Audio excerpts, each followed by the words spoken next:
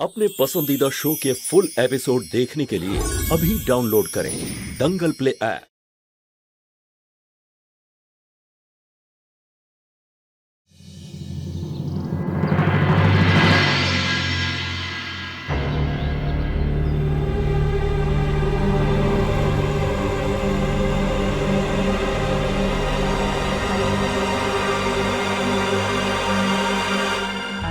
Good morning sir.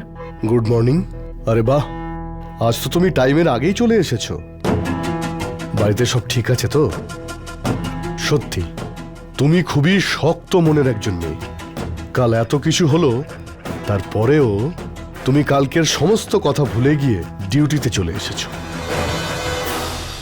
Sir actually আমি ডিউটিতে আসিনি আজকে।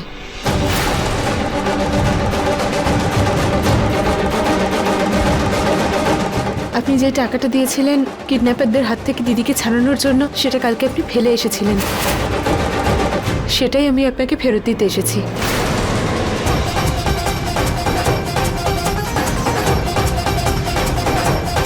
স্যার আপনি তো এটা জানতেনই না যে কিডন্যাপিং এর পেছনে রাজবীরের হাত ছিল, তাও আপনি আমাদের পরিবারকে এতটা সাহায্য করেছিলেন, কোনো কিচ্ছু ভাবেননি। সেজন্য আমি আর আমাদের পরিবার সারা জীবন আপনার কাছে কৃতজ্ঞ থাকব। কিন্তু স্যার আর আমি এই ডিউটিটা করতে পারবো না।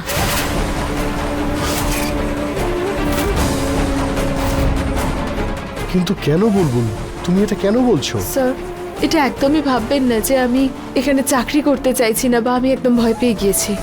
বিষয়টা যদি শুধু আমাকে নিয়ে হতো তাহলেও ঠিক ছিল, কিন্তু বিষয়টা এখন আমার পরিবারকে নিয়ে স্যার। আর আমার কাছে আমার পরিবারের থেকে বেশি ইম্পর্ট্যান্ট আর কিচ্ছু নয়। আর সেই জন্যই একটা চাকরির জন্য আমার পরিবারের মানুষগুলোকে বিপদের মধ্যে ফেলতে পারবো না। কিন্তু বুলবুল, তুমি এই সিদ্ধান্ত তাড়াহুড়ো করে নিচ্ছ। আমি এই সিদ্ধান্ত অনেক ভেবেচিন্তে নিয়েছি স্যার। আপনার আর রাজবীরের সম্পর্কের মধ্যে কি সমস্যা রয়েছে সেটা তো আমি জানি না, কিন্তু হ্যাঁ আমি এইটুকু নিশ্চয়ই জানি, যদি আমি এখানে চাকরি করি তাহলে আমার পরিবারের লোকেদের বিপদ হতে পারে। কিন্তু বুলবুল, তুমি তো বলেছিলে তুমি সবকিছু সামলে নেবে, মনে আছে তোমার? সবকিছু মনে আছে স্যার, কিন্তু তখন আমি এইটা জানতাম না যে রাজবীরের ভেতরের মনুষ্যত্ব একদম মরে গেছে। আমার সিদ্ধান্ত বদলাবে না স্যার। এই হলো আমার ইস্তফা।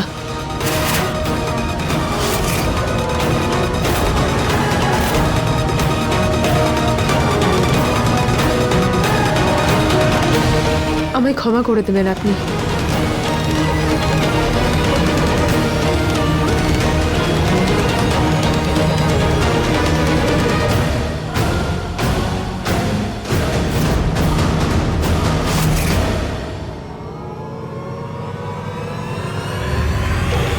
আরে ও কুস্তিগির ওরফে মিস বডিগার্ড, ভালো হলো তোমার সঙ্গে এখানে দেখা হয়ে গেছে।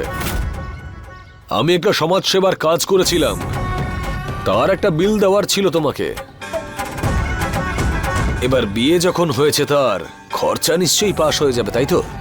আমি মানছি যে নারায়ণ শুক্লার আসার কারণে প্ল্যানটা একটু পাল্টে গেল, কিন্তু খরচা তো হয়েছে।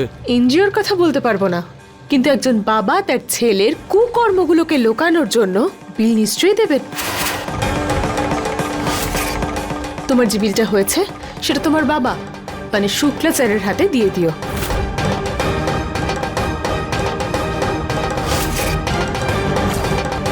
কারণ আমি আজকে থেকে এই চাকরিটা ছেড়ে দিলাম।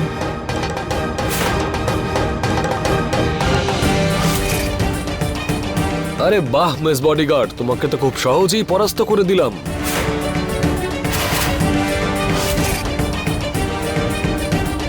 ভয় পেয়ে গেলে নাকি? ভয় তো আমি কারোর বাবাকেও পাই না, কিন্তু হ্যাঁ চিন্তা করি নিজের পরিবারকে নিয়ে।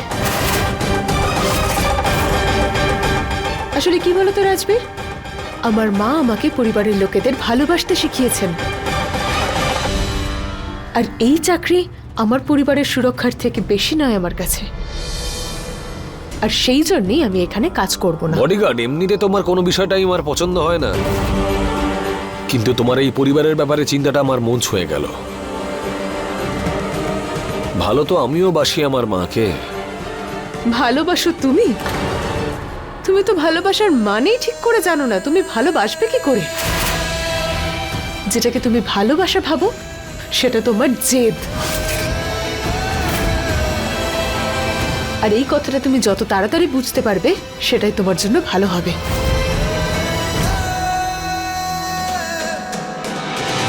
আর হ্যাঁ, শেষ একটা কথা, তুমি যদি সত্যিই নিজের মাকে একটুও ভালোবাসতে তাহলে তুমি অন্য কারোর মায়ের ভাবনা নিয়ে কখনো এভাবে খেলতে পারতে না।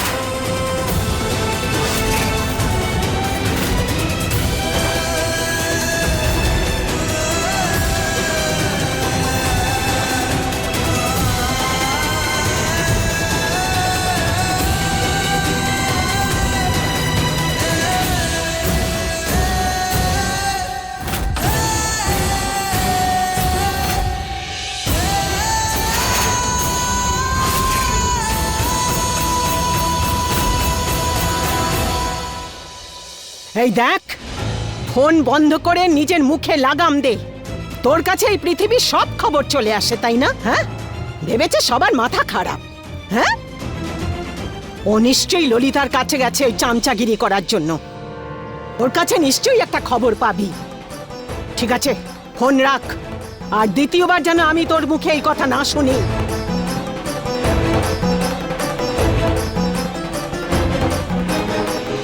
এই সকলের দৃষ্টি না এই বাড়ির ওপরেই রয়েছে। আরে কারোর কি কোনো কাজ নেই নাকি? হ্যাঁ, কিভাবে বলে রঞ্জুর মেয়েরা, রঞ্জুর মেয়েরা।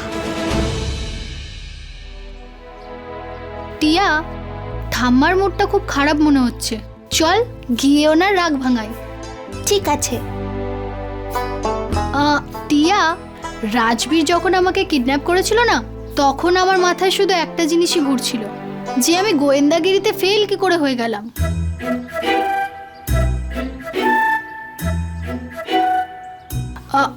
আমার চোখ সামনের দিকে ছিল, পিছনে কি হচ্ছিল সেদিকে আমি খেয়ালই দিইনি। হ্যাঁ, এটা তো ঠিক কথা। তাছাড়া আমি ভাবছিলাম যে এবার আমি গোয়েন্দাগিরির ট্রেনিং নিয়ে প্রাইভেট ডিটেকটিভ হয়ে যাই। বিপদ দিয়ে খেলার মজাটাই আলাদা। হ্যাঁ, এখন এই কাজটাই তো বাকি ছিল। একজন বোন তো পালোয়ান, শুধু লোকেদের সাথে কুস্তি করে, আর দ্বিতীয়জন কি করবে? লোককে নিয়ে গোয়েন্দাগিরি করবে। সেই জন্য তোদের বিয়ের জন্য ছেলে বিদেশ থেকে খুঁজে আনতে হবে, কারণ এই দেশে তো তোদের উপযুক্ত ছেলে খুঁজেই পাওয়া যাবে না। গোয়েন্দাগিরি করবে। তোরা জানিস না নাকি যে প্রথম থেকেই আমাদের বাড়ির উপর গোয়েন্দাগিরি চলছিল? আর সেই জন্যই তো শালুর ব্যাপারে সমস্ত খবর বুনিয়া কি করে জানতে পারলো। আর ও যদি জানতে পারে তাহলে পুরো মুজফ্ফরপুর জানতে পারবে। মা ছাড়ুন না, কেন এত রাগারাগি করছেন? আরে রেগে যাব না তো আমি কি করব? আরে আমি তো এইটা ভাবতেই পারি না যে যে এত তাড়াতাড়ি এই কথাগুলো এখান থেকে ওখানে পৌঁছয় কি করে। বৌমা, এই পৃথিবীটা খুব কঠিন। কার কার কাছে তুমি উত্তর দেবে? প্রথমে ললিতা ওর বিয়ের ব্যাপারটা জেনেছে, আর এখন যমুনা, আর কাল এই ব্যাপারে পুরো পাড়ার লোক প্রশ্ন তুলবে। ঠাম্মা, সবার প্রশ্নের উত্তর দিয়ে আমাদের সময় নষ্ট করা ঠিক নয়। আর যাকে উত্তর দেওয়াটা প্রয়োজন হবে তাকে আমরা এমন উত্তর দেব যাতে দ্বিতীয়বার প্রশ্ন না করে।